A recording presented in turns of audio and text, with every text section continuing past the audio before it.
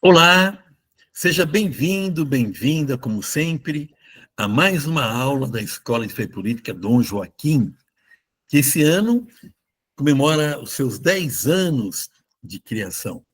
Esse livro que passou por aqui ficou pouquíssimo tempo conosco, mas nos deu esse mote, essa ideia, formem, criem, precisamos formar pessoas que sejam críticas no ambiente da sociedade, na educação, no trabalho, no sindicato, nos partidos políticos, nos movimentos populares. E hoje, dia 13 de novembro, e está conosco o professor Robson de Grisolo, que fala de Lisboa, ele que é professor de História e agora, há pouco tempo, se mudou para Portugal, de onde nos fala. Também dou as boas-vindas para a Cecília, ao Antônio Silva Júnior, ao Luiz Catapan, do grupo Mauaco, já teve uma live conosco sobre a questão indígena. Bem-vindo, Luiz. E a você, que vai assistir essa aula depois. E espero que você aprecie e compartilhe, porque compartilhar coisas boas é ser democrático, é ser plural, é ser crítico, é ser cidadão, cidadã. Então, eu começo com uma bela reflexão que está pautando hoje, esses dias, né, desde sábado passado, sexta-feira passada, que é esse negócio de 6 por 1. Não é? Então, gostaria de começar com o pensamento do nosso querido professor saudoso Antônio Cândido. Olha o que ele nos diz sobre esse assunto que pode nos ajudar a pensar, não é? Vou compartilhar aqui seu pensamento.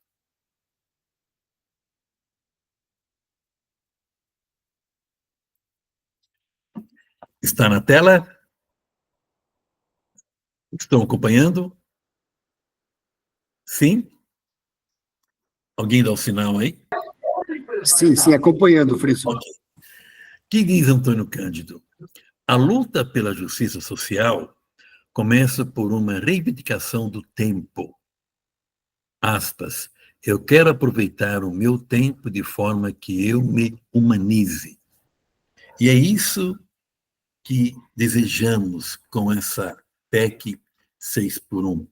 Por que trabalhar 40, 44 horas semanais? Por que não descansar 2 dias por semana? Pense um pouco. O motorista de ônibus que conduz o ônibus lotado não precisaria de mais um dia de repouso? O professor que tem jornadas duplas, não é? A mulher que trabalha fora, trabalha em casa e à noite, não é? Tem que cuidar da família, do companheiro, da companheira, dos filhos. Enfim, o construtor civil, o pedreiro, o azulejista, a diarista. Enfim, precisamos nos humanizar nesse sistema capitalista, neoliberal, que nos faz de nós objetos e não pessoa humana. E, parafraseando Antônio Cândido, eu queria lembrar também um outro pensamento de onde nos vem toda a essência do nosso humanismo, que é Jesus de Nazaré, que disse assim: bem-aventurados os pobres em espírito, porque deles é o reino dos céus. Bem-aventurados os mansos, porque herdarão a terra. Bem-aventurados os aflitos, porque serão consolados. Bem-aventurados os que têm fome e sede de justiça, porque serão saciados. Bem-aventurados os misericordiosos, porque alcançarão misericórdia. Bem-aventurados os puros de coração, porque verão a Deus. Bem-aventurados os que promovem a paz, porque serão chamados filhos de Deus. Bem-aventurados os que são perseguidos por causa da justiça, porque deles é o reino dos céus. Bem-aventurados sois vós, quando vos injuriarem, vos perseguirem, mentindo, disserem todo tipo de mal contra vós por causa de mim. Alegrai-vos, porque será grande vossa recompensa nos céus, pois foi assim que perseguiram os profetas que vieram antes de vós. Mateus, capítulo 5, versos 3 a 12. Então, estamos juntos nessa questão do 6 por 1, não é? Apoiando o projeto dos deputados e senadores que vão possibilitar viver de maneira mais humana, não é? E não como escravo do sistema. E conosco está o professor Robson de Grisolo. Robson, boa noite. A gente espera aí ter uma segunda parte desse tema tão importante, ideologia e política. É com você, Robson, com a palavra.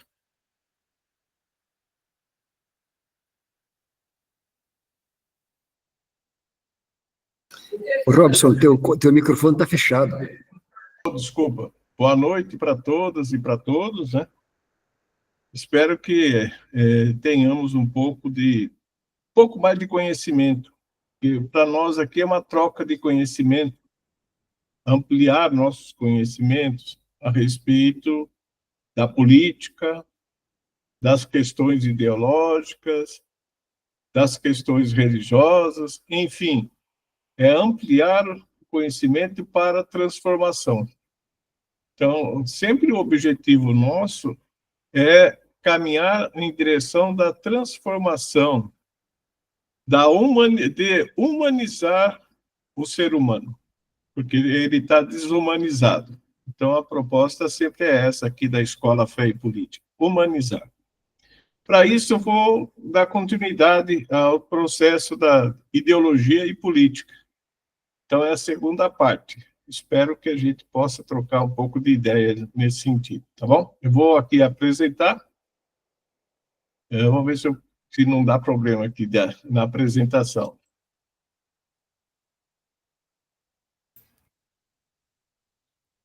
Compartilhar aqui. Tela cheia.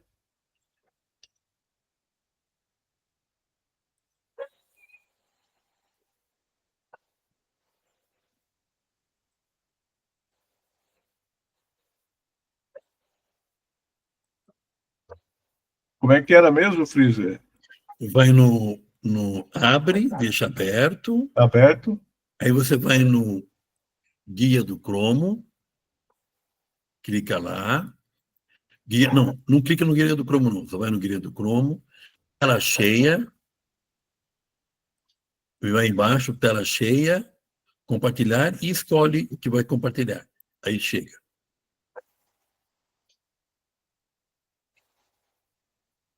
Apareceu alguma coisa? Não. Compareceu, ok. Certinho. Certinho.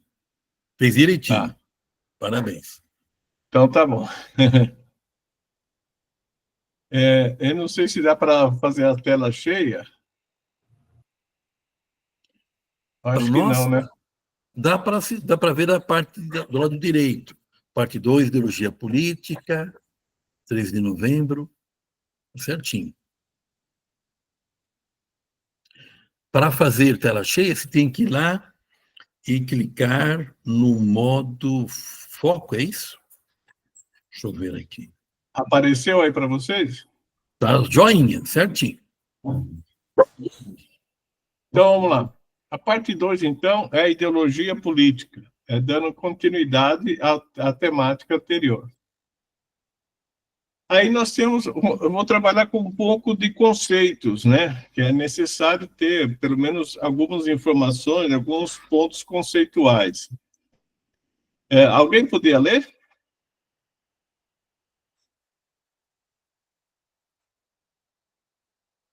Só que você precisa jogar para a tela 2, por enquanto está na tela 1. Como assim? Desce, você tá no slide 1. Para a gente ler, teria que abrir o slide 2. Dá um enter. Isso. Apareceu? Dá um enter aí.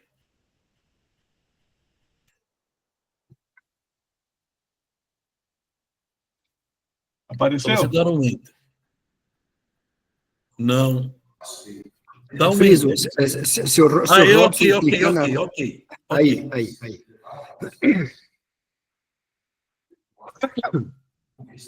Quer ler, Catapã? Posso ler. Marx, em glosas críticas, deixa claro que a política é luta de uma determinada classe pelo poder. Por isso mesmo é que os proletários, para conquistarem o poder para si, devem se valer da luta política, desvencilhando-se, entretanto, da política, tão logo consigam colocar em evidência a alma social do seu movimento.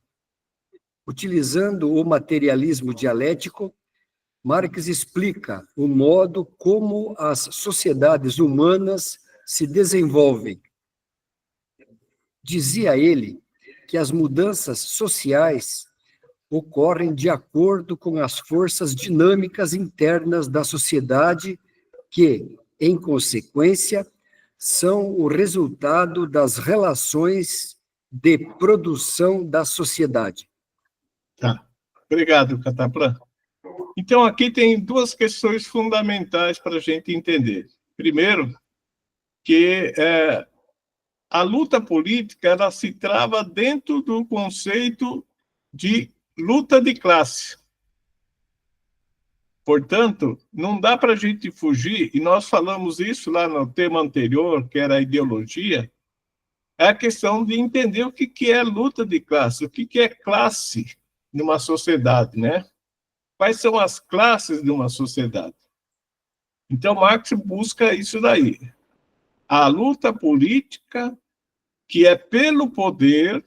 Então, aí tem outra palavrinha que traz, que é complicadora até para nós, é a questão do poder, da disputa do poder. Isso é complicado, pensando nos dias de hoje, pensando na época de Marx e pensando hoje, principalmente. A questão do poder é crucial.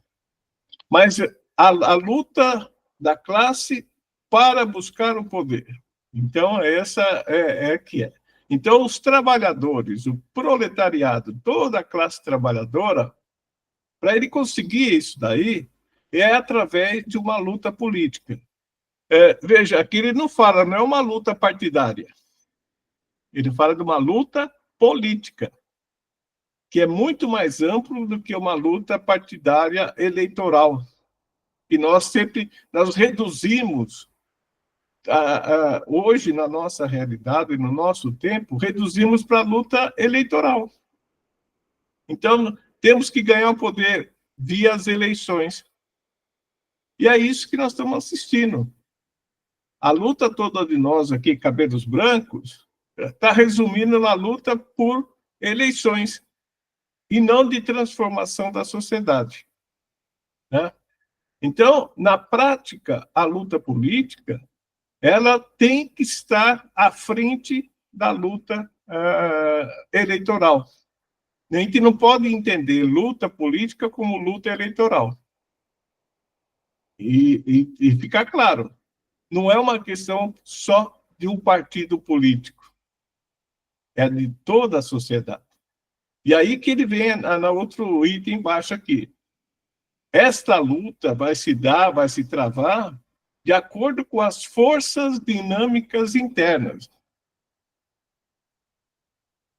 Embora a classe trabalhadora seja a grande maioria, 90%, 95% da sociedade, quem domina os meios, o poder, é um grupinho de 5%. E aí que ele fala, são o resultado das relações de produção da sociedade. A produção está na mão de quem? Não está na mão da classe trabalhadora. Então, o questionamento que é feito é isso. Nós temos 95% da sociedade que é classe trabalhadora, mas 5% detém o domínio da produção, dos meios de produção, das fábricas, das grandes propriedades, da comunicação, dos meios de transporte, de todo o processo que demanda a sociedade. E, portanto, eles é que forçam o processo todo pender de um lado só. Então, a luta pelo poder, na nossa realidade, que Marx já previa lá atrás, há um século atrás, está isso, essa divisão. 95% não consegue derrubar 5%. E aí nós vamos... Por que será que a gente não consegue? Por que será que a gente não consegue entender, visualizar que a transformação da sociedade passa por entender que classe que nós pertencemos? Quando se travou aí no Congresso a rejeição de penalizar ou dar questão do, como é que fala, das grandes fortunas, os próprios trabalhadores recusaram, porque entendia que o dono de um boteco ia perder, ia gastar, ia pagar mais. O cara que dirige o Uber ia pagar mais. E não era nada disso, porque eles não são o grande proprietário, eles não são os que têm o poder econômico na mão. Então, essa é a leitura que tem que se pensar da questão do Marx, é isso. É a luta de classes como parâmetro, tem que entender, tem que conhecer, tem que saber que classe que nós pertencemos de fato. Entendendo o que é nossa classe, nós podemos começar a travar a luta política de fato. E pensar a luta política não é pensar a luta eleitoral. A luta eleitoral ela faz parte também, mas não pensar ela como um fim. Ela é um meio, um caminho, uma ferramenta da classe trabalhadora. Já ficou claro isso um pouco? Se tiver dúvida, a gente vai tentar responder alguma coisa, né? E pensar na questão, quando ele fala das dinâmicas internas, que é travada na sociedade, olha como é que fala? A tamanha diferença, né? 95% não tem força nenhuma contra 5%, que controla os meios de comunicação, controla a religião, controla o poder econômico na sua totalidade e, consequentemente, o poder político eleitoral. Controla o legislativo, controla o executivo, controla o judiciário. Então, olha as forças como são desiguais nessa luta que teria que se travar. Tá? Seguindo. Alguém pode ler?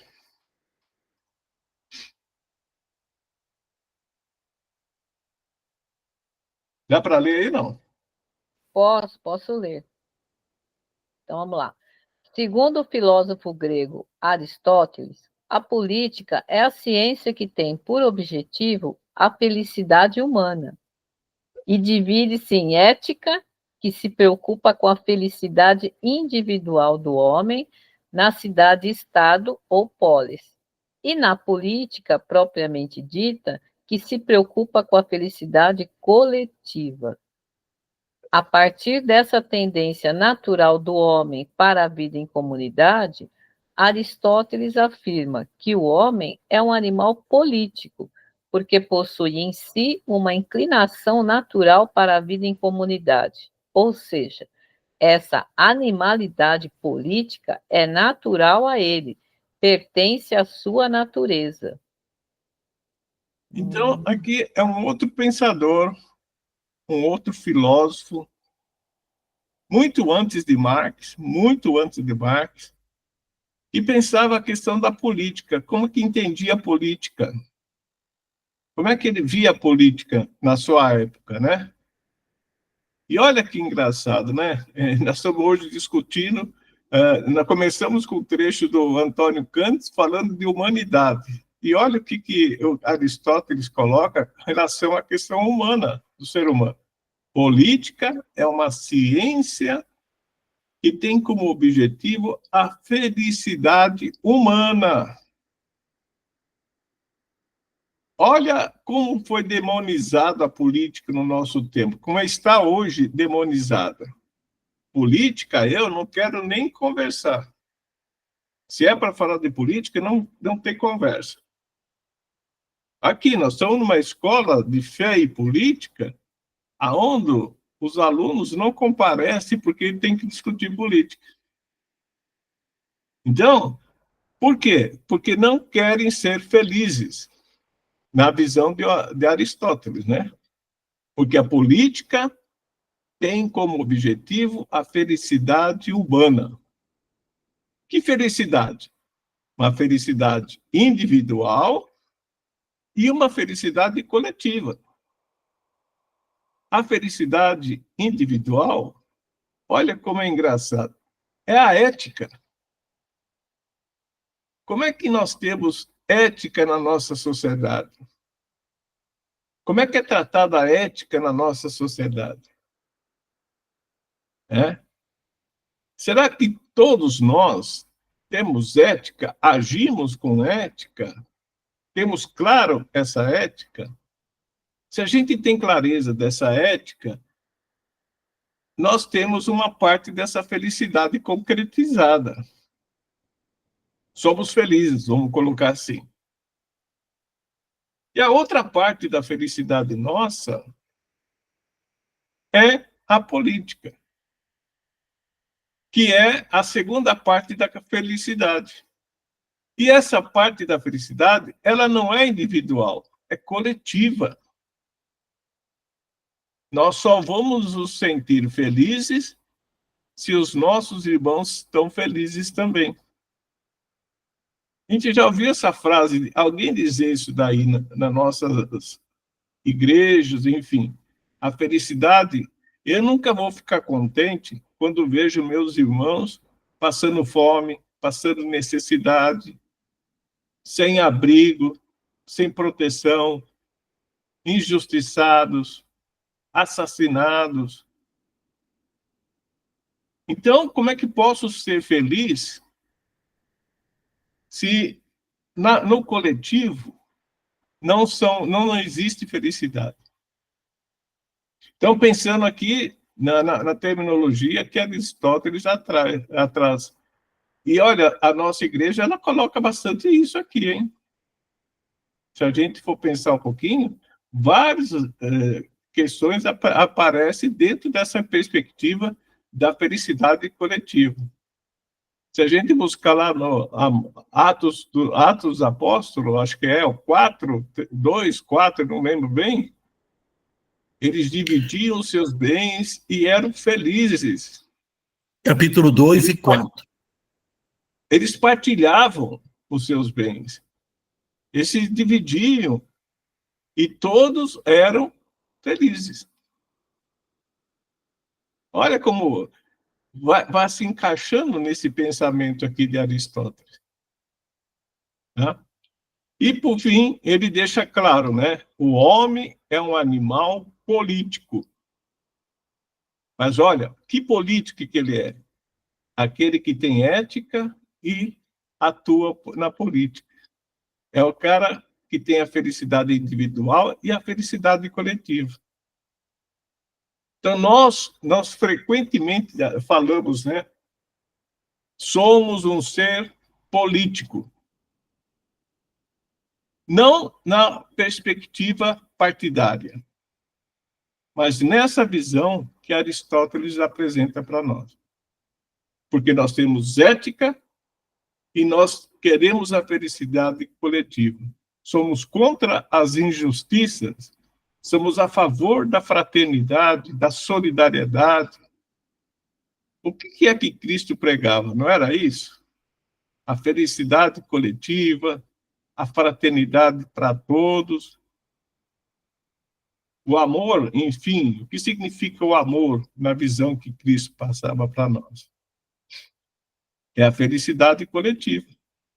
Então, veja, Aristóteles nos traz essa concepção de política. Política, para ele, é isso. Dúvida, pergunta?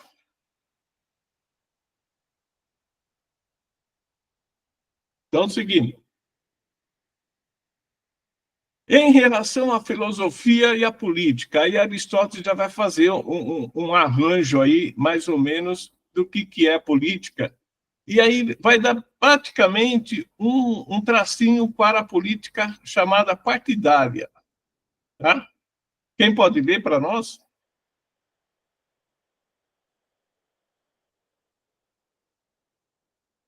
Vou fazer a leitura. Relação entre filosofia e política. De política entendiam tudo o que dizia respeito à polis. O conceito ganhou nova conformação com o filósofo Aristóteles, quando o conceito delimita a arte de governar. Assim, como quase todos os conceitos na filosofia, também o conceito de política sofre alterações até os dias atuais. A relação que encontramos entre filosofia e política é tão forte que, em muitos casos, não se fala em filosofia da política, mas teoria política.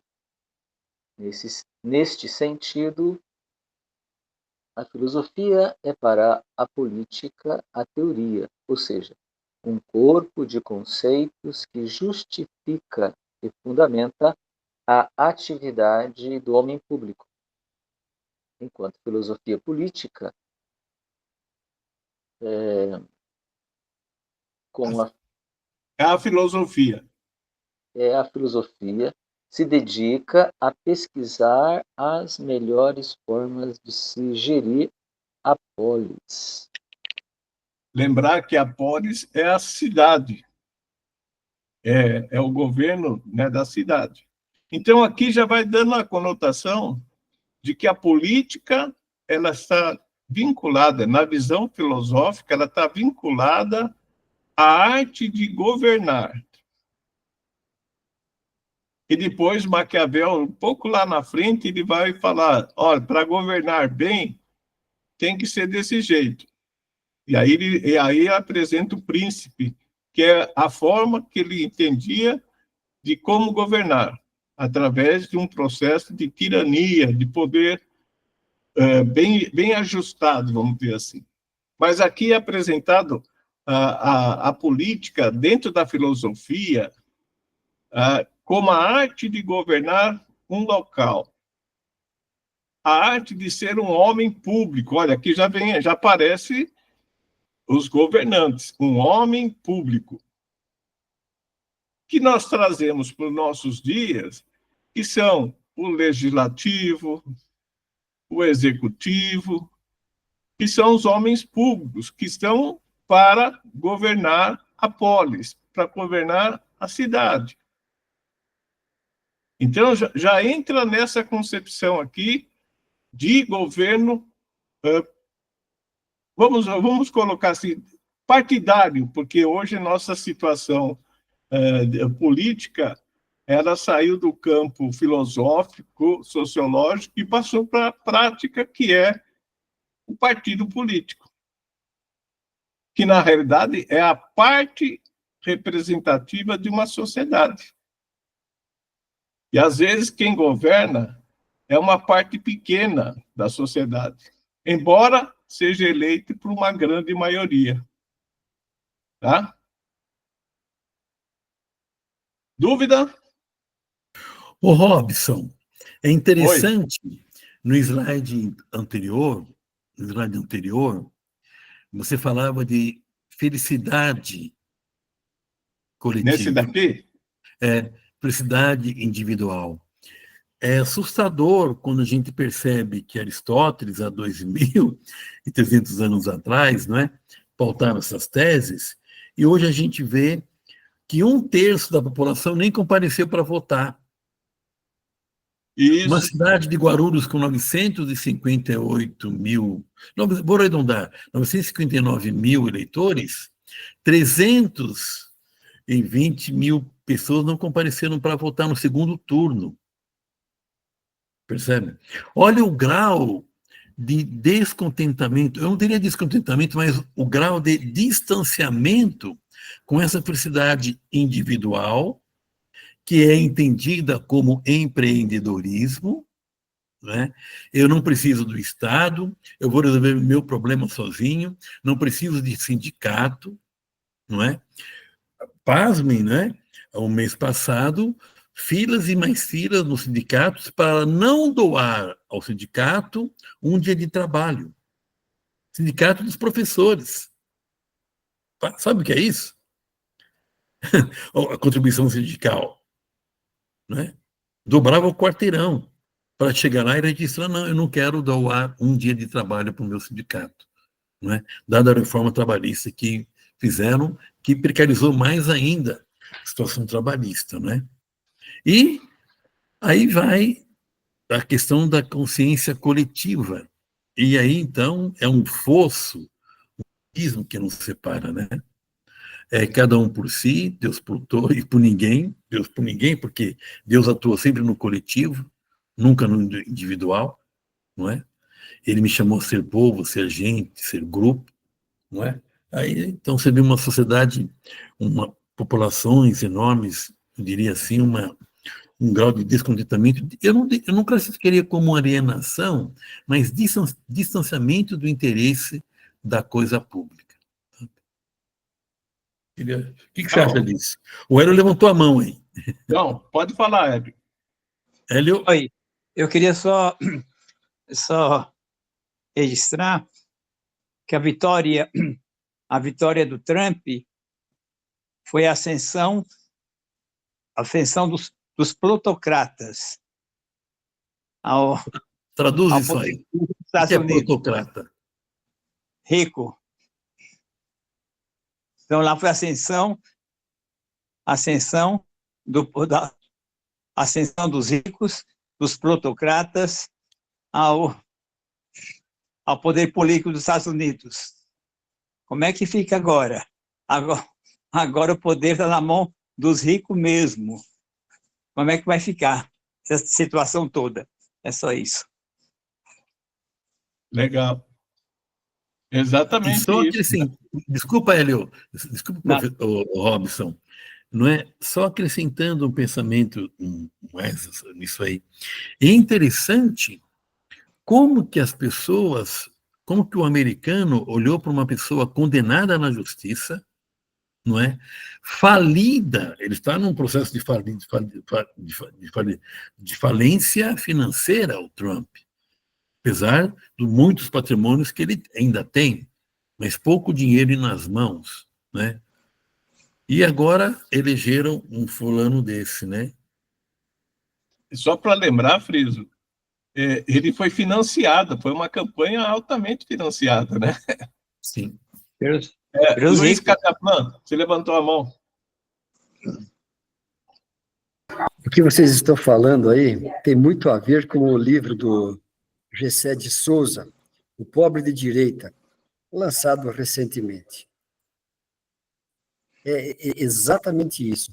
O cara da classe pobre, ele tem uma admiração extrema por aquele que está no andar de cima. E isso não é de agora, é do começo do século passado. Nos primeiros capítulos do livro, José de Souza ele fala da sociedade americana, quando lá um sobrinho do Freud trabalhou a mente dos americanos, e eles aprenderam a admirar os que estavam no andar de cima. E nós que copiamos muito a eles, nós também fazemos isso. Então, quando a gente elege aqui no Brasil um prefeito de São Paulo, por exemplo, um cara totalmente envolvido com irregularidades, inclusive de terras, que a gente sabe aí em Minas, onde ele tem as propriedades dele, e todos os rolos, o próprio Tarcísio, que nem é do Estado, mas veio do Rio de Janeiro para cá, a gente admira aqueles que estão no andar de cima. Quando é que a gente vai encontrar, então, a felicidade, de acordo com o Aristóteles, em cima de uma ética, se nós não temos éticas no nosso comportamento? Falando do desinteresse pela política, eu sei de uma pessoa que fala assim, a política é como um chiqueiro, todo mundo entra magro e sai gordo. Por isso o desespero, por isso essa rejeição que o Friso falou, aí 1/3 da população não se apresenta para votar. Não quero saber mais de nada de política. E vai no que está dando, né? Infelizmente. É só para fechar o que o Luiz acabou de falar, quando a gente pensa na nossa colonização, foi pensada de forma piramidal. A base escravocrata, depois, né, a ideia de pirâmide veio até praticamente 1960, 70, acho que até 80, era ensinado na escola a pirâmide social, a ascensão social que você vai dar pelo seu suor, pela sua força, você consegue subir o degrau da pirâmide. Então, essa visão é muito forte na sociedade ainda, que você só vai ascender uma classe melhor se você estudar, se você trabalhar, se você for isso, aquilo lá. E muitas vezes, né, se você pisar no outro, você consegue subir. Se você, sabe, for desse jeito, você consegue subir. Você dá um jeitinho, você consegue subir. Lembra a lei de Gerson? O pessoal pensa dessa forma. Então, e isso tudo, se você juntar, por isso que nós temos o chamado pobre de direita que vota nos ricos. Primeiro, ele não tem consciência de classe, porque ele não sabe, ele imagina que ele vai ser o rico. Paulo Freire fala sempre, né? Os oprimidos querem virar opressores. Querem opressores. Eu quero, sabe, eu quero virar o ser opressor. A ideia de subir é virar opressor. Por isso que, quando você tem a saída do cara da empresa e tornar empresário, o que ele faz? Ele passa a ser opressor dos trabalhadores. Aquilo que ele lutou por direito, por férias, por, sabe, como é que fala? Os feriados, tudo mais que ele, quando estava trabalhador, ele lutava. Quando ele passa a ser, entre aspas, o patrão, ele rejeita tudo isso. Por quê? Porque é essa visão que ele carregou. Né? Cecília, levantou a mão, querida? Eu levantei, Robson, porque você estava falando, estava pensando como hoje é difícil, porque a gente tem as redes sociais, e o que as pessoas veem, né? O que a juventude vê? Vê os pagodeiros, os cantores sertanejos, a mulherada, jogador de futebol, só vê esse povo aí, só, né, se mostrando, viajando, cheio de dinheiro, cheio de coisa. Ninguém estuda nada, ninguém sabe coisa nenhuma e não precisa. Eles não precisam disso para ter o sucesso, né? É o exemplo que aparece aí, que a juventude está vendo. Então, você estava falando de pirâmide social e eu estava pensando, você tem razão, nós vivemos esse negócio da pirâmide social, né? Mas eu acho que hoje o jovem, ele nem vê mais isso, né? Porque hoje o cara tem o sonho é ser um influencer, né? Eu seria um influencer, pronto, minha vida está resolvida. Tá beleza, tá beleza. E assim, o descontentamento é geral mesmo, ninguém quer saber de política, acha que política é uma coisa nefasta, né, e não precisa, ele não precisa disso para viver, né? As pessoas acham que não precisam disso para viver, que isso aí é só encheção mesmo, é só, como disse aí o Cataplan, só para engordar, né? Para engordar aqueles lá que se elegem, esse é o pensamento, e assim, é complicado, essa história da que a gente ia estudar e ia ter uma ascensão na vida, hoje não existe mais esse pensamento, eu acho que não, porque eu não ouço mais ninguém falando isso. Eu não ouço mais, eu não ouço a conversa entre os jovens, eu não ouço mais esse negócio de estudar.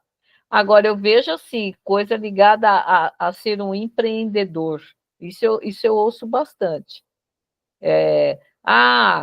Para que eu vou ficar fazendo faculdade, fazendo isso, fazendo aquilo? Não, eu dirijo o meu carro, né? Eu tenho o meu táxi, meu Uber, eu vendo as minhas coisinhas, eu faço não sei o quê. Essa é a conversa que eu ouço, viu, Robson? Eu acho que mudou, assim, esse pensamento aí. É isso. Legal. Então, essa próxima slide que está aqui, né? Ideologia política. Então, entra praticamente no tema de hoje que nós temos, né? Eu peguei aqui uma fonte que está na internet, qualquer um tem acesso a ela, que é a Wikipédia. Só para realmente entender como que muitas vezes ela tira dos grandes pensadores o que é de fato ideologia e política, né? Ideologia política é um determinado conjunto ético de ideias, princípios, doutrinas, mitos ou símbolos de um determinado movimento social, instituição, classe social ou grande grupo que explicam como a sociedade deve ser estruturada e propõe determinados projetos políticos e culturais de uma determinada ordem social.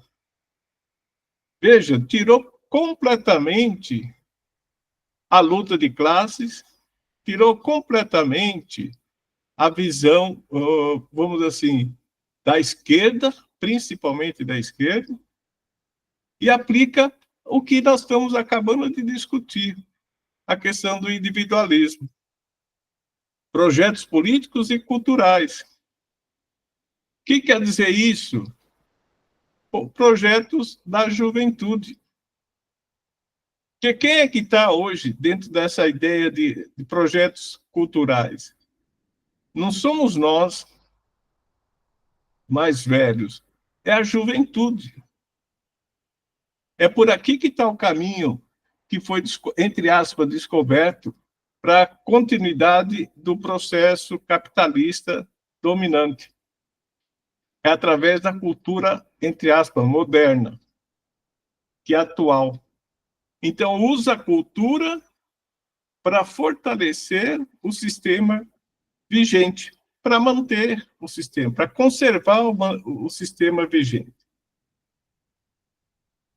Quando se fala que é o conjunto de ética, conjunto ético de ideais, portanto, já não é mais aquela ética de Aristóteles, que é a felicidade individual. Os princípios doutrinários, né? Os mitos ou símbolos de um determinado movimento social. Quer dizer, olha, não entra a questão partidária no processo. Ô, Robson, desculpa aí, volta um pouquinho, eu não entendi o que você falou da cultura. Você falou e eu me perdi. A questão da cultura é a forma encontrada para a dominação e manutenção do sistema como está. Hoje, como você mesmo acabou de falar, né? Rap, como é que é? Startup, são empreendedorismo, é a forma encontrada de fortalecer o individualismo em detrimento do coletivo. Tem que ser individual, tem que pensar individual, tem que agir individual. E a cultura é um grande campo individual. Você não pensa na cultura coletiva. Como nós tivemos no passado teatro de arena. Teatro de arena não era individual, era coletivo. Os projetos culturais da década de 60, década de 70, todos eles eram coletivos. Hoje, os projetos culturais são voltados para indivíduos. Transformar o indivíduo num ser sozinho, solitário só. E essa concepção de sozinho, solitário só é para fortalecer economicamente. É a disputa econômica.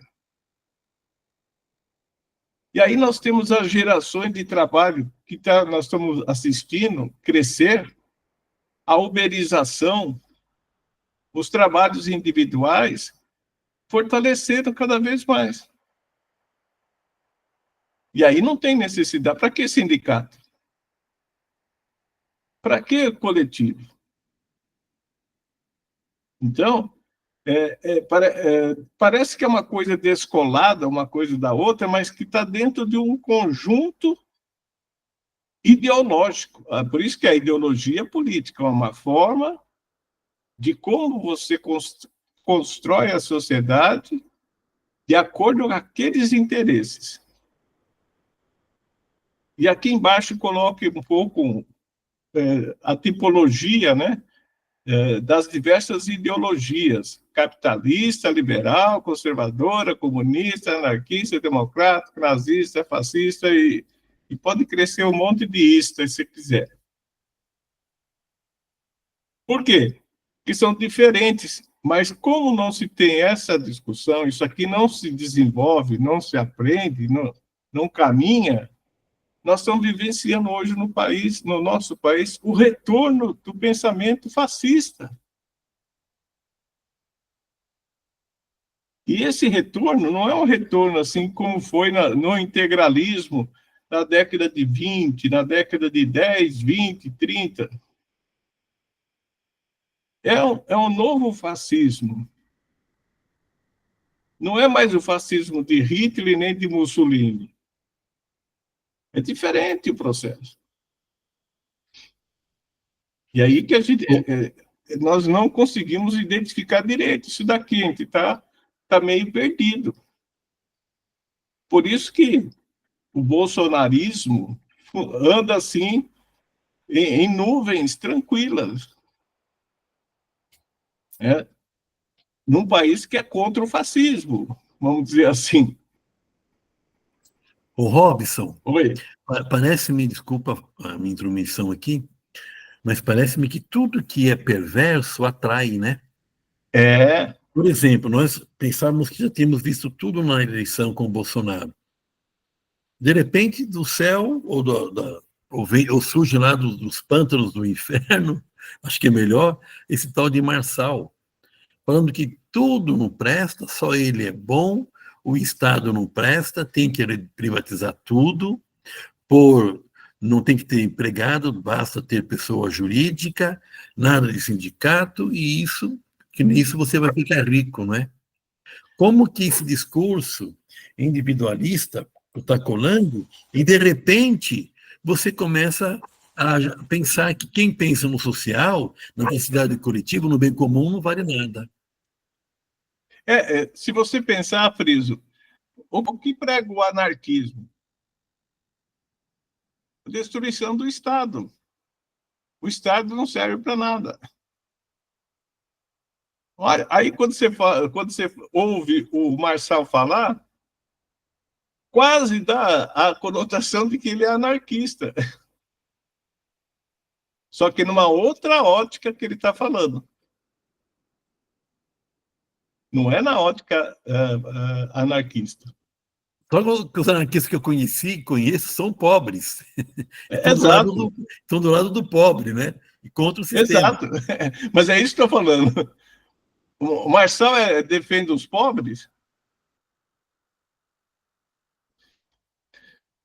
Outra questão que aparece aqui, aí eu apresentei um pouco o Reinhold, que é o André Reinhold, que coloca a ideologia política também.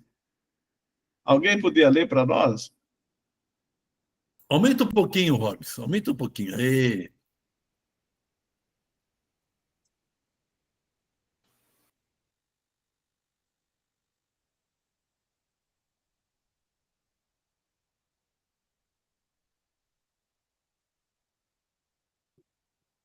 Puxa um pouquinho para a esquerda aí. Isso. Está ficando profissional. Só mais um pouquinho. Isso. Aí, está ótimo, está ótimo. De acordo com Heywood, a ideologia política teve origem na tradição do feudalismo para o capitalismo industrial. Basicamente, as tradições ideológicas mais velhas, ou chamadas clássicas, o liberalismo, o conservadorismo e o socialismo, surgiram como tentativas constantes de definir a sociedade industrial emergente. Enquanto o liberalismo lutava pelo individualismo, pelo mercado e ao menos no início, por um governo de atuação restrita, o conservadorismo continuava a defender um antigo regime, não é? Isso. Ancien regime, antigo regime cada vez mais conflituoso. E o socialismo promovia a visão bem diferente de uma sociedade fundada na comunidade, na igualdade e na cooperação. Então, aqui para entender um pouco, só para a gente aprofundar um pouco, o conceito de liberalismo, o conceito de socialismo, conservadorismo, a luta que se travou todo o período histórico, né, dessa concepção de mundo. Lembrando aqui novamente, né, o que é ideologia? É uma concepção de mundo, uma visão de mundo. Então, como é que se defendia? Olha, como é que os conservadores defendiam, né, a sociedade? Defendia o antigo regime, que era o antigo regime, a opressão, a servidão, o período feudal. Então, eles têm isso claro. Se a gente olhar na nossa realidade hoje, 2024, os grandes proprietários de terra, os grandes empresários, eles pensam como o antigo regime ainda. Eles têm essa visão em que conservar esse status quo de sociedade é fundamental, é a sobrevivência deles. É lógico, né? Hoje está adequada ao nosso tempo, diferente do feudalismo do passado. Mas a ideia, a concepção de servidão, a ideia de tomar conta, ter espaço, como é que fala? Ampliar os seus domínios econômicos é o mesmo, não mudou. Quem são os grandes proprietários de terra que têm imensidão de terras? São os antigos senhores feudais do passado. Então, essa é a ideia que se tem, que se manteve nos dias de hoje. Tá? Alguém levantou a mão? Não, eu não estou vendo aqui. Não, pode seguir. E aqui nós temos um pouco um outro desenho para a gente cair naquilo que a gente já discutiu um pouco, que é o que é direita, centro, esquerda, né? Ideologias na primeira modernidade. Não é de hoje isso aí é como foi construído, né? A direita com ideologia conservadorismo. O modelo econômico não está colocado aqui, mas a gente, se é um conservadorismo, é no modelo de servidão. Tá? E o modelo de Estado é um Estado centralizado. O poder está na mão do Estado, Estado forte. Se a gente observar a eleição do Trump, é isso que ele vai fazer, centralizar o poder com toda a força. Tá? Neoliberalismo, que é a novidade mais, né? É o novo. Capitalismo de livre mercado, que foi o período do Estado mínimo, que até hoje a gente defende, aí muitas vezes a própria esquerda defende o Estado mínimo de coisas. O Estado tem que garantir a educação, saúde e o que mais? Cultura. Tá? É o Estado mínimo. O pessoal do Centrão aí, né? Que se chama social-democracia. Aí você vai perceber que a social-democracia ela está muito aberta aí, muita gente da esquerda está na social-democracia. É um capitalismo regulado pelo Estado, o Estado que controla. E foi no período da década de 20, década de 30, um pouco, até mais ou menos uma década antes de começar a Segunda Guerra Mundial, foi um estado de bem-estar social europeu, europeizada, americanizada. A bela época, que foi nesse período, em que a camada social mais alta vivia abastadamente, tranquilo, né? Às custas dos trabalhadores assalariados da época. É nesse período da bela época aí é que nós vamos ter o 1º de maio, nós vamos ter o 8 de março, a luta dos trabalhadores, né? É nesse período. Né? E nós temos a esquerda, aí chamada esquerda, na sua constituição original, né? Com um pensamento socialista e comunista, né? Substituição do capitalismo pelo comunismo, na base econômica. O que é isso? Um Estado planejador. Pegar a União Soviética de 1917 para frente, ela fez um Estado planejado. O Estado vai planejar a economia e vai planejar a sociedade. Foi bom para aquele momento, tirou a Rússia do feudalismo, praticamente, para a Revolução Industrial. Né? É lógico, às custas e alguns sacrifícios que aconteceram lá, né? A ditadura de Stalin implantada posteriormente, basicamente, tirou o Estado planejador, passou ao Estado centralizador. Tá? E o anarquismo, que é uma sociedade sem Estado. Não, o anarquista não defende o Estado. Na concepção de alguns historiadores, pensadores, o anarquismo seria o grau maior de consciência política de um ser humano, aonde que ele não precisaria mais do papel do Estado. Ele se autogovernava.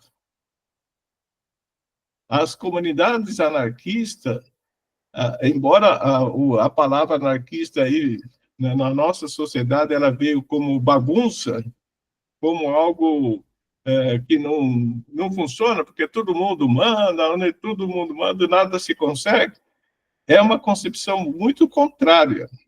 É um alto grau de consciência política organizativa que pode, que seria o bem-estar social de fato de um ser humano, o máximo. Quando a gente estuda, aí nós estudamos, aí fizemos uma cartilha chamada do bem viver, é mais ou menos nessa linha desse bem viver, tá? Vai nessa concepção, em que não precisa do papel do Estado. Estado enquanto política pública, né? Tá bom? Dúvida, pergunta?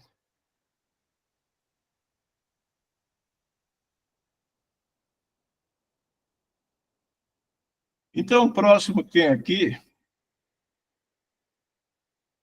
é Platão, é um outro pensador, que aí já pensando o modelo de governo, né? Os modelos de governo. Quem pode ler para nós?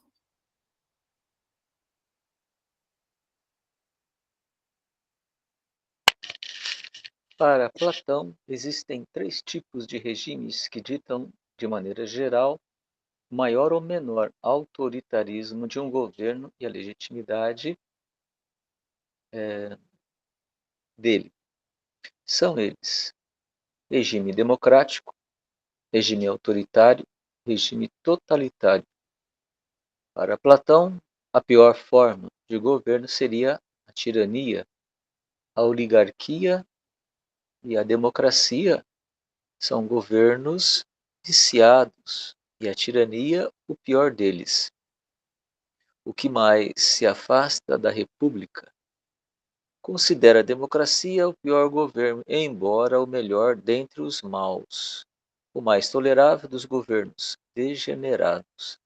Para Platão, a sofocracia seria mais eficaz que a democracia em produzir bons resultados, pois o julgamento popular quase sempre se deixaria levar pelas aparências. Se puder continuar, Antônio, porque aqui completa.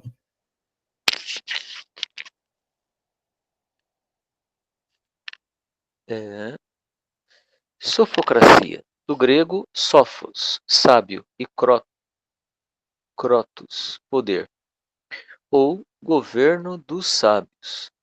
É a proposta filosófica de sistema político apresentada por Platão em A República, obra escrita por volta de 375 a.C. Neste sistema, governaria quem contemplasse a ideia de bem, o filósofo. A sofocracia, como regime político, tal qual apresentado por Platão em A República, prevê uma sociedade dividida em 3 classes funcionais. Uma delas é a classe de ouro, a classe composta por filósofos, detentores do saber, os ideais para governar. As demais classes seriam a dos guerreiros e a dos trabalhadores, artesãos, comerciantes, agricultores. O que vocês acham disso aí? Olha como é que ele coloca que a democracia, aqui, voltando, a democracia é um governo viciado, embora seja o melhor dentre os maus, é o mais tolerável dos governos degenerados. Olha que engraçado. A democracia em Atenas, a democracia na Grécia Antiga, não é essa democracia que nós conhecemos, era a democracia de poucos. Só os homens ricos, os homens que tinham terras, é que eram o que faziam o governo. O restante da sociedade, vamos colocar assim, não tinha nem categoria, estava abaixo. As mulheres não tinham direito a nada, os imigrantes eram escravos, praticamente. Então, aqueles que tinham poder econômico, aqueles que detinham terras, que governavam, que eram democráticos. Então, essa democracia que ele está falando. Não está falando a nossa democracia, entre aspas, que nós temos. Embora não tenha fugido muito, né, dessa concepção democrática aí. Tá? E ele propõe um outro modelo chamado sofocracia, que, na prática, é só os sábios que podiam governar.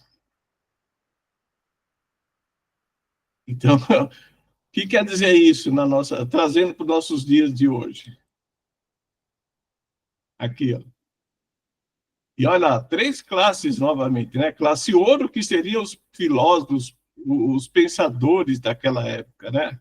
Os detentores do saber. Não sei se vocês conhecem um pouco sobre a história desse povo, dos filósofos gregos. Eles ensinavam em praças públicas e tal, mas era só para a elite. A classe trabalhadora não tinha acesso, né, ao conhecimento. Esses trabalhadores, artesãos, comerciantes, agricultores, basicamente não tinham acesso a esse conhecimento. Conhecimento era só para a classe rica, só para quem tinha grana, quem tinha terras, né? Terras eram um valor fundamental. E ele divide, ó, tem os guerreiros, eles separam da outra classe. Por quê? Porque é eles que tinham o dever de manter a classe mais poderosa no poder. Né? Tá, Beto? Dúvida, pergunta?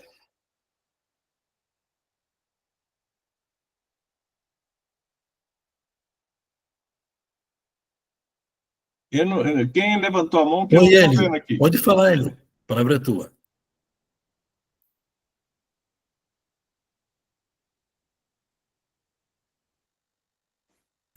Hélio, com a palavra.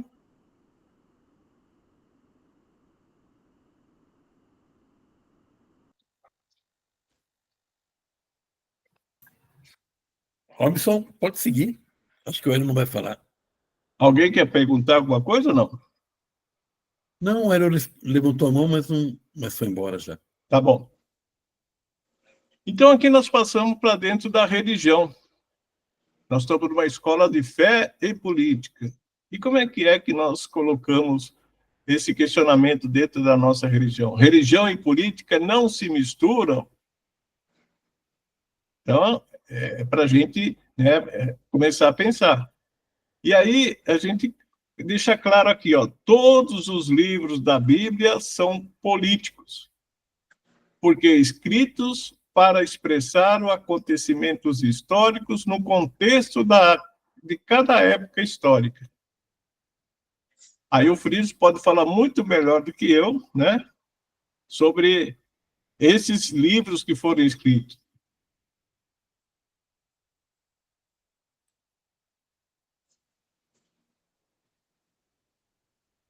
Aí tem aqui livros que falam da organização política do povo, das leis que eram criadas, os 10 mandamentos, né? O povo de Israel, costumes, tradições, cultura. Temos a história do povo hebreu, a narração praticamente de toda a epopeia do povo hebreu, os conflitos religiosos e ideológicos da época. Parece que, quando a gente lê a Bíblia, a gente pula, parece que essa parte de conflitos, né? A gente fala de fariseus, fala de os donos da lei, os reis, tal, mas como se Jesus não questionou nada disso. Também coloca a questão, a fuga dos escravos, né? A época do Egito. Quem levantou a mão? Valéria. Valéria? Oi, Robson, tudo bem? Boa noite a todos. Boa noite. Bom, você falou sobre alguns filósofos, né? E aí eu fiquei aqui muito matutando, sabe? Fiquei refletindo, pergunta, não pergunta. Mas como entrou agora na questão da igreja, né? A nossa fé também. O que acontece, assim, Robson? Como falar de uma ideologia política, sendo que essa base, né, grega, né, que foi colocada, enfim, traz muito um olhar sobre o feminino de desvalorização. Então, assim como Sócrates, né, que você falou aí, trazia muito essa figura do feminino como um homem incompleto, né, o outro filósofo que também veio com as suas ideias um pouco mais progressistas na época, mas também tinha esse olhar do feminino mais, como eu posso dizer, mais inferior ao homem, né? A minha pergunta é nesse sentido, assim, como que a gente pode trazer e falar de uma ideologia política se historicamente os olhares para os corpos são diferentes? Se historicamente é trazido um homem, né, padronizado, e é lógico, e aí a gente vai pensar nessas classes também, porque não é qualquer homem, tem que ter uma cor, tem que ter, né, todo um padrão, né, de colonizador aí, do merecedor aos direitos, enfim, mas que ele pode, como eu posso dizer assim, que ele tem o direito de tirar ali todo o suprimento da natureza, de outros povos, enfim, né? E aí, quando você me traz agora a questão da Bíblia, né? Porque é isso, a nossa, né? Aqui é a escola Fé e Política, não se dissocia, a gente caminha junto, é fazer um pouco esse olhar também de uma leitura bíblica, né? De uma teologia voltada para esses corpos, né? para as crianças que o único que traz isso é Jesus Cristo. O único que traz isso, olha, que todos possam vir na mesa, seja mulheres, seja homens, seja cobrador de impostos, seja imigrantes, enfim, sejam as crianças, é Cristo. É Ele que vai quebrando, né? Essa forma de padronizar ou essa forma de idealizar um grupo merecedor. Então, a minha pergunta é, como que nós, que é importante, é lógico, né, todo esse nosso movimento, para esse olhar, sim, da política, seja do município, seja do nosso país ou do mundo, né, a gente tem que ter esse olhar político, mas aí eu trago um pouco assim, como nós cristãos, podemos também fazer essa leitura, e aí eu pergunto também para o Padre Friso, né, essa leitura, essa teologia, de uma maneira libertadora mesmo, né? Fazendo um pouco esse olhar aí da teologia da libertação, uma teologia também feminista, uma teologia ecológica, uma teologia que traga todos esses elementos, essas pessoas, para essa roda. E aí sim, depois, pensar nessa mudança, né, e transformação de uma ideologia política, aonde todos os corpos, natureza, povos, todos, né, realmente estejam sobre a mesa. Estejam na mesa, aliás, sobremesa não, né, mas na mesa, como Cristo quis, né, mas aí, e como fazer isso, né, Padre Friso? Na nossa igreja católica, que é, sim, conservadora, mas que vem sempre nesse momento de transformação, seja no concílio, seja lá com o Papa Francisco, seja com tantos outros pensadores e pensadoras e teólogas, enfim, né, que vem nesse processo desde Cristo, né, trazendo realmente essa igreja a questão dos primórdios, né? Então, como que a gente pode trazer um pouco isso para nós, para a nossa vivência, sabe? Para o nosso dia a dia, para as nossas pastorais, para a nossa vida como igreja, como leigo e leiga, enfim. Então, pensei um pouco nisso. Eu não quero atrapalhar o Robson, mas eu diria em seguir no seguinte espaço, resumidamente, né, porque é a conferência do professor Robson aí. Mas eu vejo, dentro da sua pergunta, obrigado, porque ela é importante, primeiro, o laicato, leigos e leigas, ou cristão leigo, e aqui num leigo no sentido positivo, não é aquele que faz parte do povo, tomar sua consciência de sujeito na igreja. O leigo e a leiga ainda não se sentem sujeitos na igreja. Ele se vê tarefeiro. Perceba, por exemplo, quanto tempo os cristãos perdem organizando quermesse, limpando igreja, não é?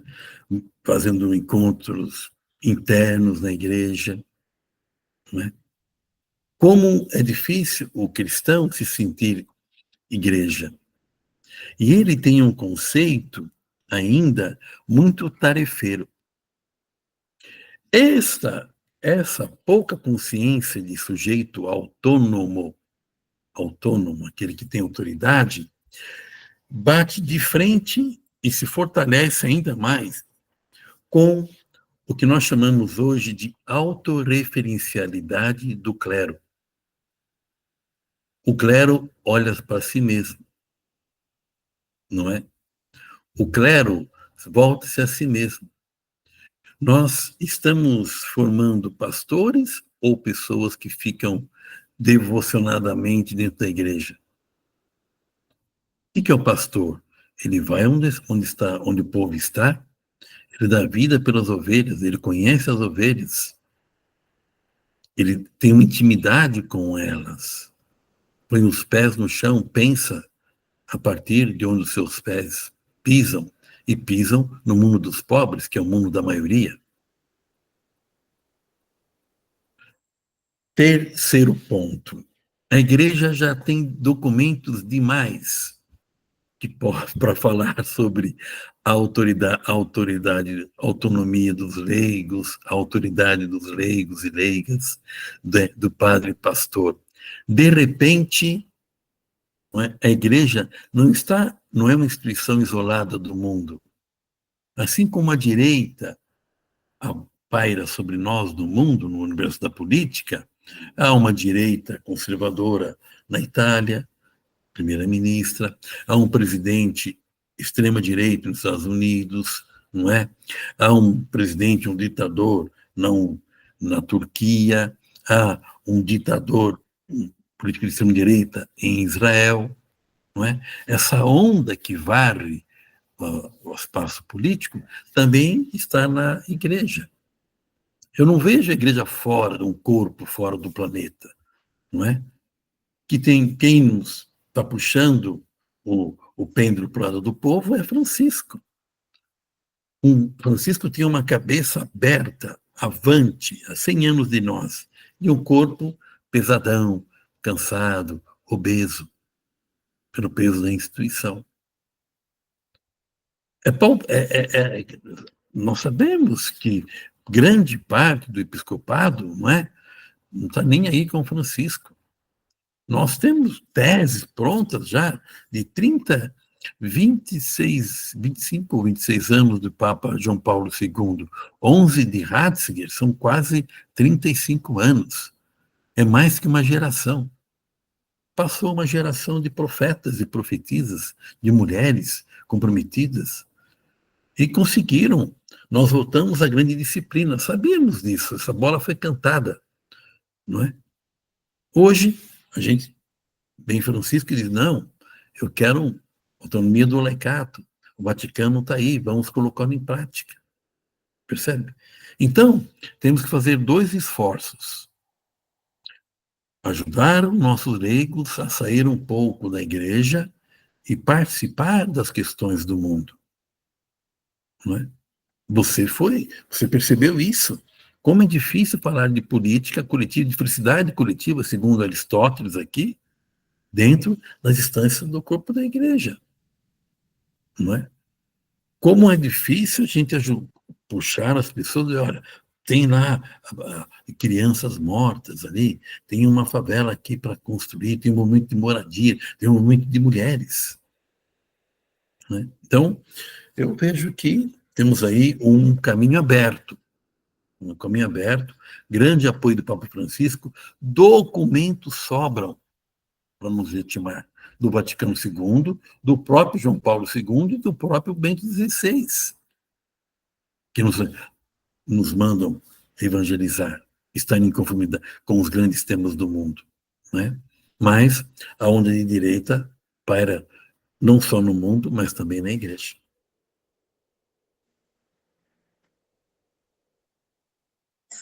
Então, é só para pensar um pouquinho, né?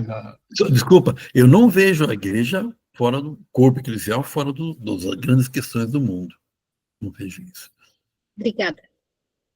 Então, mas a grande parte da igreja, ela está fora do mundo, né? E, infelizmente. Se a gente pensar nessa concepção aí, né, nessa visão que a Valéria coloca, qual que é o papel da mulher na igreja, né? Qual que é o papel do jovem da igreja? E qual que é o papel do chamado leigo na igreja, né?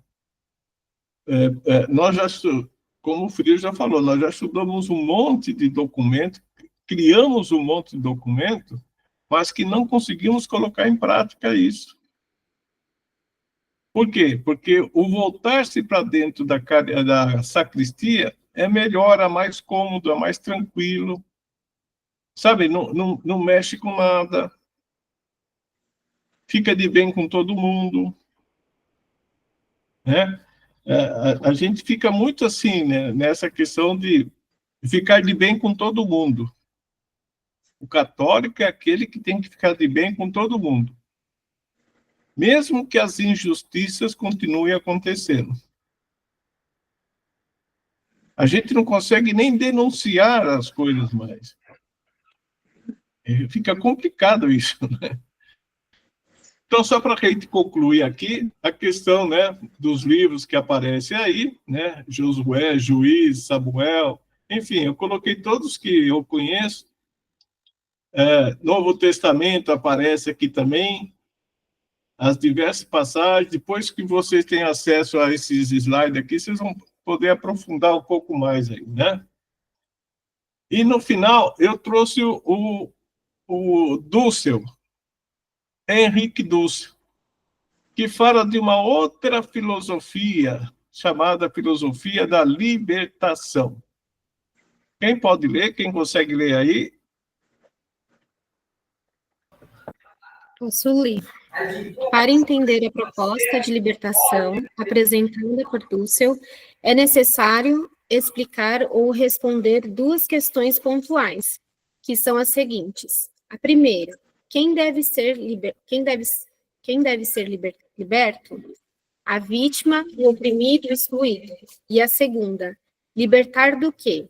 De uma condição histórica alienante, corrompida, opressora e excludente, além de uma cultura e de um pensamento hegemônico, eurocêntrico e, mais especificamente, no caso da América Latina, uma opressão norte-americana, capitalismo global. É proposta, então, uma praxis libertadora, uma atividade crítico-prática dividida em dois momentos de luta. A negativa, onde se desconstrói o que está dado, e, em seguida, a positiva, a construção do novo. Continua, Robson? Continua, por favor. Esse novo é um imenso desafio para sugerir mais do... Gente, eu não consigo enxergar aqui. Eu acho que alguém vai ter que ler. Eu não estou conseguindo enxergar. Ai, melhorou um pouquinho. Tá. Bom, esse novo é um imenso desafio para sugerir mais do que definir. Precisamos olhar bem, ouvir bem o que vem ocorrendo nas propostas do bem viver dos povos andinos, Bolívia, Equador, Peru e, mais recentemente, Colômbia. É preciso aprender a se descolonizar, a pensar a política para mais além da sociedade política enquanto Estado, cidadania, leis, instituições representativos. E é preciso encantar a política, como aquela realidade inauguradora de possibilidades históricas, alternativas. Nosso filósofo irá propor uma verdadeira filosofia da libertação, onde a política é uma de suas dimensões, faces, expressão e mediação. Isso aí vocês vão encontrar aqui, né, no livro do Dussel, A Filosofia da Libertação. Tá? Você não tem PDF dele não, né? Eu não tenho, não. Eu só consegui essa foto aí. Mas eu mando para vocês, aí vocês dão uma pesquisada. E no final, eu coloco aqui, ó, ideologia, né? É uma visão de mundo, princípios de um grupo, ou no caso de uma discussão partidária de um partido. Temos a necessidade de pertencer a um agrupamento? É uma dúvida. Temos ou não temos? Seguimos algum modelo ideológico? O que é ser esquerda? O que é ser direita? A religião é uma ideologia? E, parafraseando aí Cazuza, temos ideologia de fato? E ideologia, eu quero uma para viver. Então, um pouco essa questão que eu coloco para fechar. Não sei se está tudo ok. Tudo bem. Obrigado, Robson. Queridas questões aí para a gente sair daqui mais pensativo ainda, como chegamos, do que chegamos.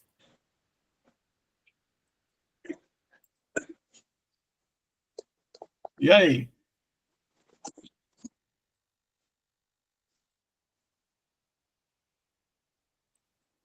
Valeu a pena? Então, Robson, eu não sei, eu fico pensando aqui, a gente, parece que é difícil, né? Todo mundo tem que pertencer a um lado, tem que escolher um lado, tem que saber se é direita, se é esquerda, se é não sei o quê.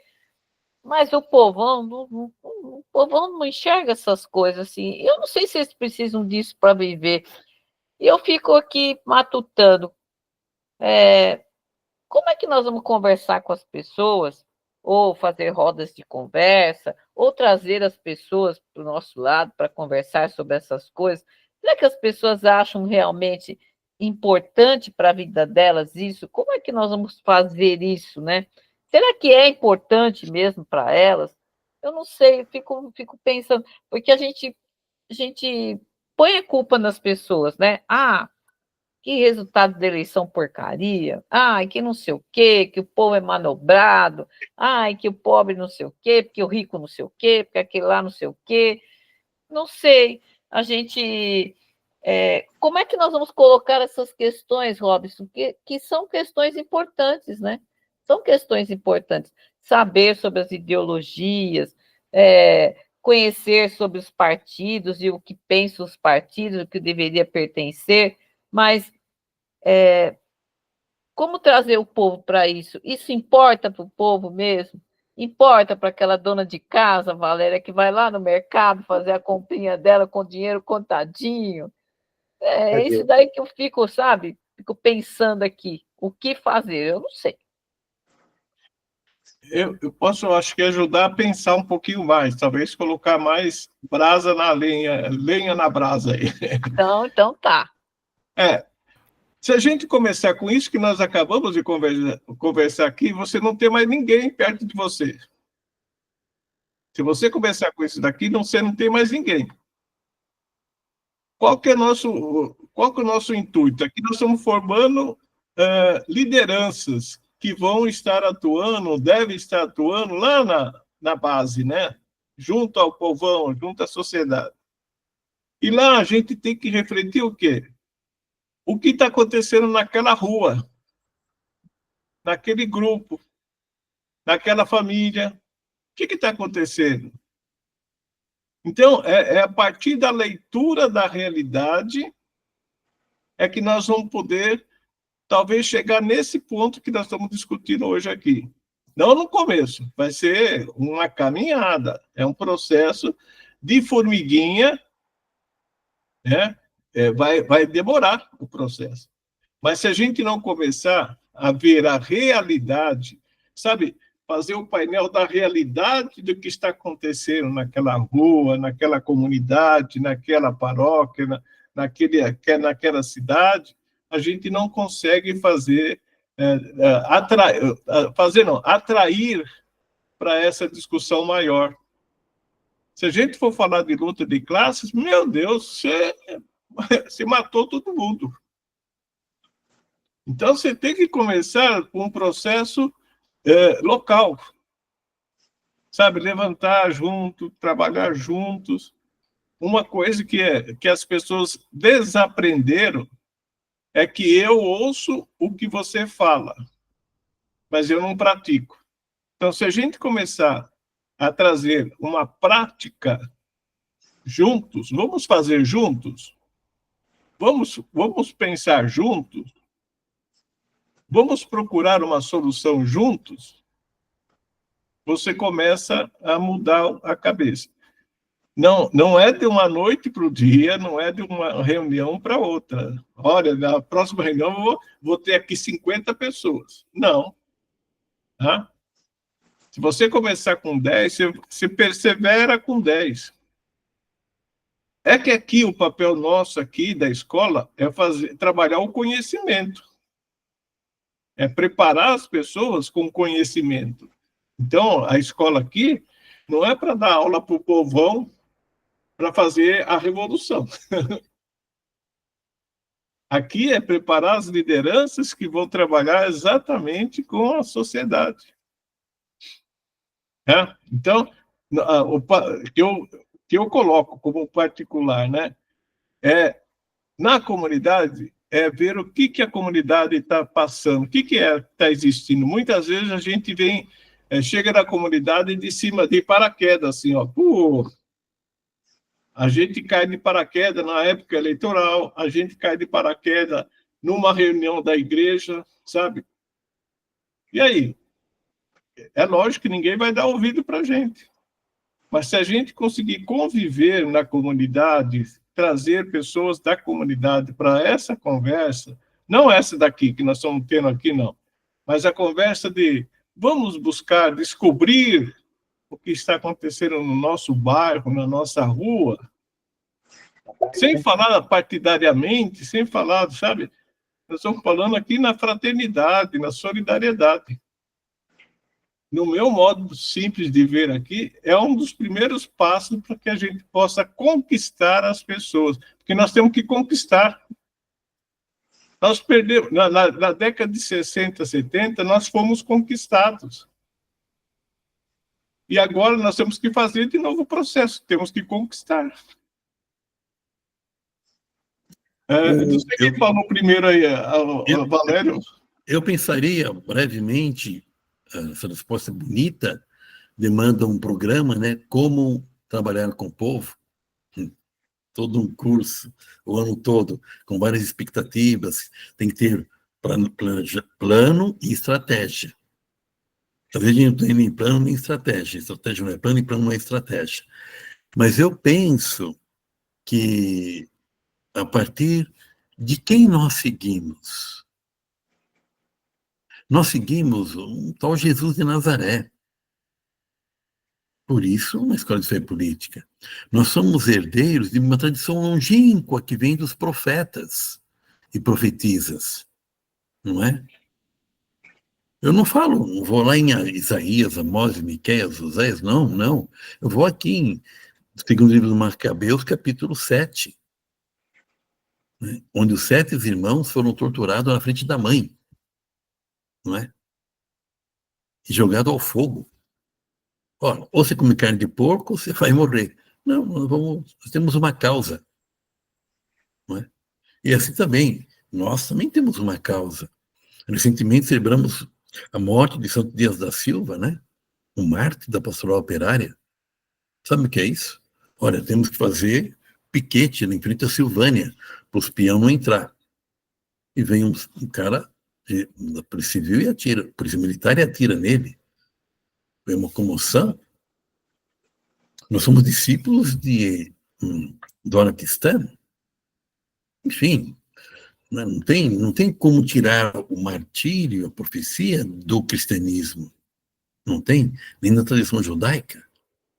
Então, eu vejo o seguinte, né? E a nossa geração, a minha geração, que está com 66 anos, nós quase pegamos o futuro com a mão.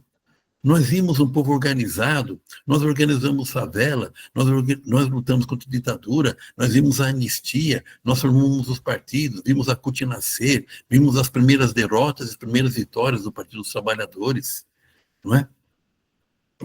Quase pegamos o futuro pela mão, mas o futuro nos escapou. Por quê? No sistema capitalista, toda vez que o povo avança, vem um golpe. Sobretudo no Brasil, que tem uma política completamente, uma economia dependente do Império americano. E aí tem que apostar no aspecto ideológico, que você falava na última aula. Os aparelhos ideológicos do Estado. Tem que destruir a educação, a escola. Tem que pôr militar para dar aula para as crianças. Tem que privatizar as escolas. Não é? Tem que tirar, desnutrir os sindicatos. Quer dizer, não, tem que pôr uma outra ideia no lugar. Você salva-se você mesmo. Você salva sozinho. Não conte mais com o sindicato, não conte com a igreja, não conte com a instituição.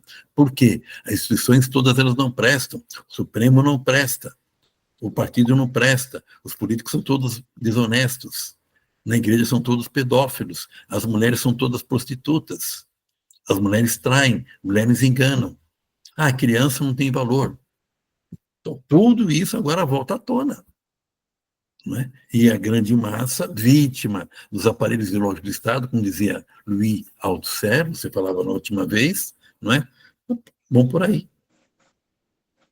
Agora tem as bets, né? Eu não sabia que bet em inglês é aposta.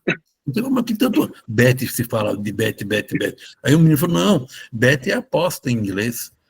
Olha aí, um povo viciado, pobre, pão e circo. Né? Tira dinheiro da comida para jogar nas bets. Quem vai fazer o primeiro gol, quem vai fazer o primeiro pênalti, quem vai cobrar o primeiro escanteio, e vai apostando nisso. Você percebe? Então eu vejo, Que a nossa geração agora, nós já colhemos, já fizemos uma colheita, e nenhuma geração tem duas colheitas.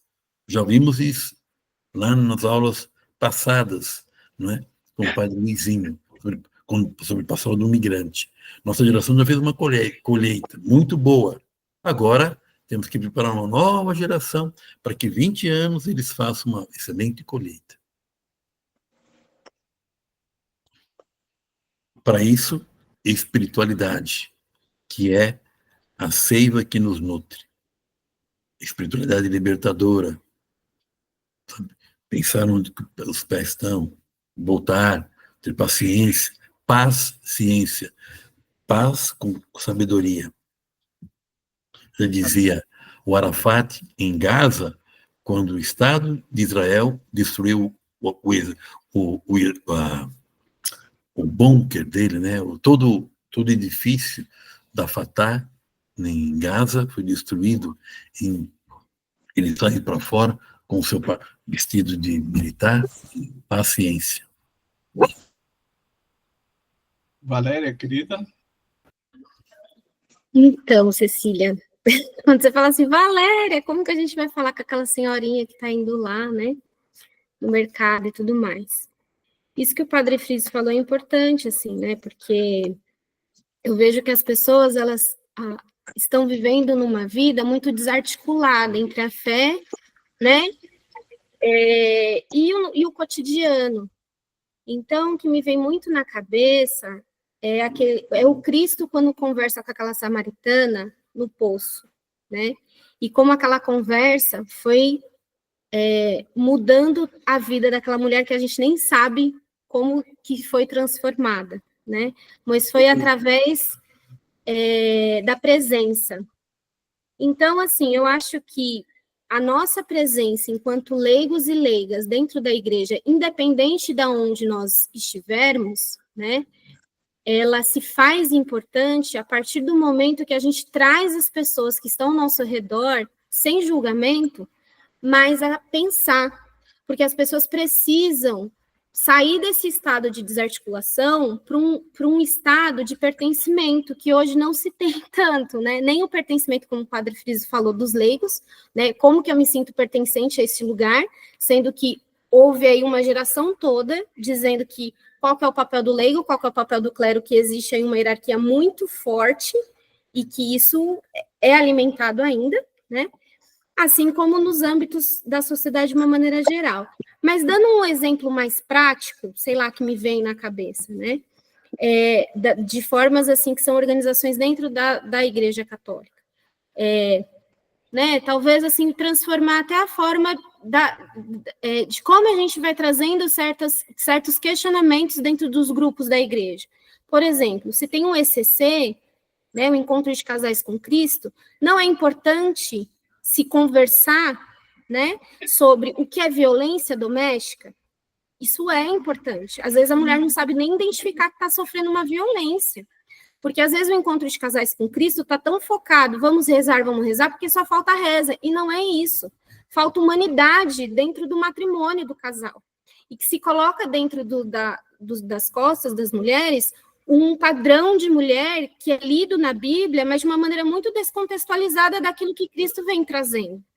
Então, acho que é necessário fazer um resgate histórico, teológico, de Cristo, de fato, né? Tirar aquilo que é colonial, porque na hora que você faz uma leitura, você consegue perceber o que é do colonizador ali, né? Do que é aquele povo que está colonizando, aquele corpo, né? Aquelas pessoas, enfim, né? Em nome de um Deus opressor. Então, a gente já entende que o princípio é o quê? O Deus que a gente fala é o Deus do amor. Fora isso, é uma leitura colonizadora de um povo, de um grupo de pessoas que estão querendo que se mantenha no poder. Então, acho que se a gente parte desse pressuposto, dessa leitura, para as pessoas começarem a refletir, talvez a gente consiga, não sei, trazer algumas pessoas para esse lugar de pensamento, que eu acho que a Escola de Fé e Política traz muito a gente para esse lugar, né, de pensar, de perguntar. Eu acho que são muitas perguntas que a gente precisa trazer as pessoas para esse lugar, e não só a resposta. A gente não tem a resposta, mas a gente tem o questionamento, né? Por que que o casal tem que viver assim? Por que que a mulher está vivendo assim? Por que que o homem está vivendo assim? Por que que o homem tem que ser uma figura opressora? Não, isso também é ruim para os homens, né? Para os meninos que estão vindo, né? Enfim, eu acho que é mais trazer as pessoas para esse lugar de pergunta e para aquilo que é da comunidade primeira, né, padre? As primeiras comunidades, a gente precisa trazer isso, é fazer nosso resgate como os outros vieram ao longo da história, a gente só vai continuar ela. Sim, sim, é isso que eu falava. A minha geração já colheu. Agora é a tua geração que vai colher. É as próximas Meu gerações. Deus. É isso. Não tem, o socialismo não vai cair do céu. Ele é construído, o reino de Deus, o socialismo, a sociedade igualitária, é construída por todos nós. E aí é a luta de interesse, hora a gente avança, hora a gente recua. Olha o exemplo do MST. Elegeram 131 vereadores. 131 vereadores. O MST elegeu nessa eleição. A grande mídia não está falando isso. Ah, perdeu o PT, perdeu o PT. É mentira, o PT nem disputou prefeitura. Nem disputou porque não tinha candidato. Por exemplo, quem não vai ser o nosso candidato a governador na próxima eleição? O PT não tem quadro. Então vai buscar o Alckmin. O Alckmin é do PSB, não é do PT. O PT perdeu? Não perdeu. Então, nós que estamos nessa história, estamos puxando para o lado do povo a história, temos que saber perder, recomeçar sempre, avançar. E para nós da esquerda, a utopia está sempre lá na frente. A gente chega lá, a história puxa ela para frente. A gente chega na utopia, o que é utopia? Hoje eu sou aluno. Qual é o objetivo do aluno? Ganhar o diploma, pegar o diploma. Quando eu pego o diploma, eu cheguei na utopia. Só que tem uma outra utopia. Viver a minha profissão. Aí eu vou vivendo a minha profissão, ganhar o primeiro salário. Já cheguei na utopia, mas agora eu quero mais. E é isso.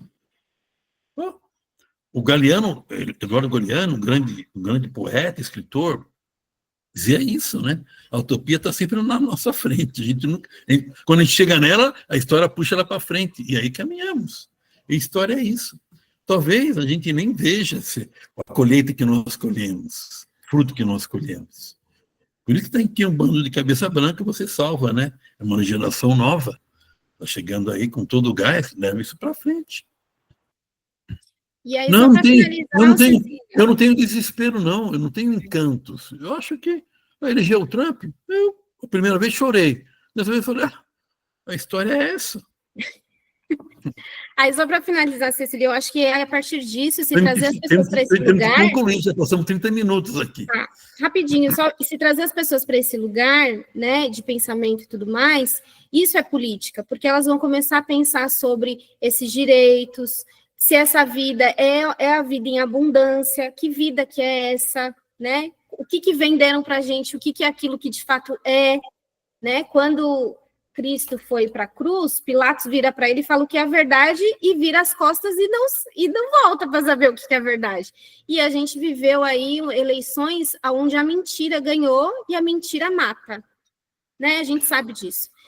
É os aparelhos ideológicos do Estado. Ele já falou isso na última aula. Pois é. E como batizados que somos, a gente sabe que nós estamos nesse lugar, né, de profetas, que evangeliza, mas também denuncia. E denunciar é trazer exatamente a luz, a verdade, o que é a mentira, nomear. Eu acho que é um pouco jogar luz nesse sentido, sabe? Às vezes precisa nomear coisas que o que é, assim, tem que ser dito, tem que ser falado. Tá tudo muito velado. O padre, o Friese escreveu um livro, né, sobre o Apocalipse, né, do que aquilo que é jogado à luz, aquilo que é importante, né, vai sendo visto. Então, acho que é um pouco isso mesmo. Talvez é o nosso papel. Obrigada, viu, Robson? Eu estava com saudade de você. Um abraço para todo mundo, então. E agradeço estar pacientemente até agora, até o final aqui. Então, agradeço aos presentes e a você que vai ouvir e multiplicar esse tema, não é? Para que as pessoas se humanizem, sejam sujeitos da sua história, sujeitos de um mundo novo, de uma sociedade nova, não é? A história não terminou. Ela está contando agora com nossos esforços, tá bom? Então, a nossa próxima aula será dia 27. É isso, né, Cecília? Isso, tá aqui no chat, aqui eu coloquei as datas aqui. Isso. Deixa eu... Então, nossa próxima aula, dia 27 de novembro, não é? Uma entrevista com o prefeito Eleito. É isso? Nós tínhamos definido, agora saber se... Tá bom. Vai ser um prazer estar com ele, vamos ver se ele aceita, né? Tá bom? E depois, próximo dia 11, dia 18, encerramos as atividades. Nossa escola, 18 de novembro, encerramos, porque sempre é bom planejar. Tudo que começa, termina. Aí vamos de férias e a gente volta aí com gás renovado. Até lá, e lembre-se, multiplique, porque compartilhar ideias, verdades é ser democrata. Shalom, até a próxima. Aqui encerro a gravação. Shalom. Paz e bem. Paz e Tchau, bem. tchau. Tchau, tchau. Boa noite para todos. Boa noite, Boa noite, queridos. Boa noite.